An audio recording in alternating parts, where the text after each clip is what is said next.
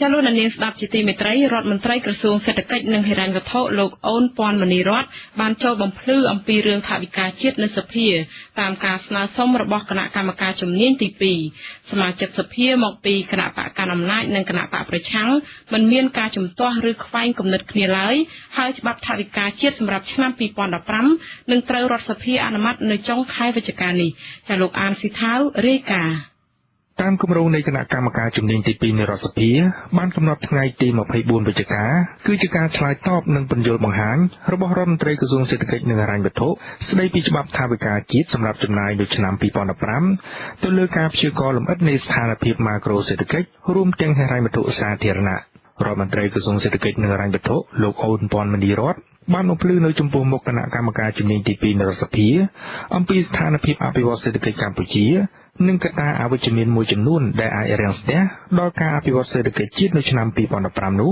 មានដូចជាអស្ថិរភាពទីផ្សារពលកម្មការធ្លាក់ចុះនៃថ្លៃកសិផលនៅលើទីផ្សារអន្តរជាតិប៉ុន្តែស្ថានភាពសេដ្ឋកិច្ចកម្ពុជាប្រចាំឆ្នាំ2014បន្តរីកចម្រើននៅក្នុងកម្រិតល្អប្រសើរតាមរយៈការរៀបចំគោលនយោបាយស្ថិរភាពម៉ាក្រូសេដ្ឋកិច្ចទាន់ពេលវេលាតាមការប៉ាន់ស្មានដោយក្រសួងសេដ្ឋកិច្ចនិងហិរញ្ញវត្ថុសេដ្ឋកិច្ចកម្ពុជាសម្រេចបានក្នុងកំណើន 7%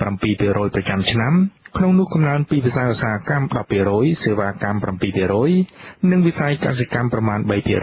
ប៉ុន្តែការចង់បានរបស់សមាជិកសភាមកពីគណៈបកប្រឆាំងវិញគឺចង់ឲ្យក្រសួងសេដ្ឋកិច្ចនិងហិរញ្ញវត្ថុបង្ហាញអំពីឯកសារលម្អិតនៃចំណូលចំណាយថ្នាក់ជាតិនិងថ្នាក់ក្រោមជាតិអនុប្រធានទី1នៃគណៈកម្មការជំនាញទី2នៃរដ្ឋសភាលោកសុនឆៃ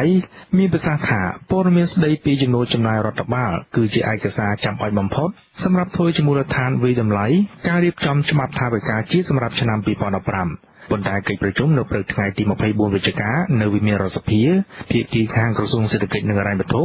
មិនបានផ្ដល់ព័ត៌មានបន្ថែមអំពីឯកសារលម្អិតទាំងនោះឡើយមានការបញ្ជាក់មានត្រួសបន្ថែមទៀតក៏ប៉ុន្តែមិនមានការផ្ដល់ឯកសារលម្អិតទេចំណុចទី1គឺយើងទទួលបានការឆ្លើយតបទាន់ពេលវេលាការឆ្លើយតបនឹងវាមិនបំពេញទៅលើ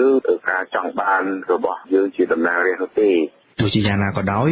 ការបញ្ជាក់របស់រដ្ឋមន្ត្រីក្រសួងសេដ្ឋកិច្ចនិងហិរញ្ញវត្ថុលោកអូនពាន់មនីរតបានអះអាងថាក្រសួងមិនមានឯកសារលម្អិតស្ដីពីរបាយការណ៍ចំណូលចំណាយថ្នាក់ក្រោមជាតិនោះទេដោយសារតែការរៀបចំច្បាប់ថវិកាជាតិកន្លងមកគឺរៀបចំបែបមជ្ឈការមានន័យថាកញ្ចប់ថវិកាចំណាយទាំងអស់គឺរដ្ឋាភិបាលជាអ្នកកំណត់ចំណាយនៅតាមក្រសួងមន្ទីរនៅតាមថ្នាក់ខេត្តម្យ៉ាងវិញទៀតរាល់ការចំណាយទាំងអស់រាជរដ្ឋាភិបាលកម្ពុជាហាក់មិនដែលទាមទារឯកសារលម្អិតពីថ្នាក់ក្រោមជាតិនោះទេច្បាប់ថវិកាជាតិសម្រាប់ឆ្នាំ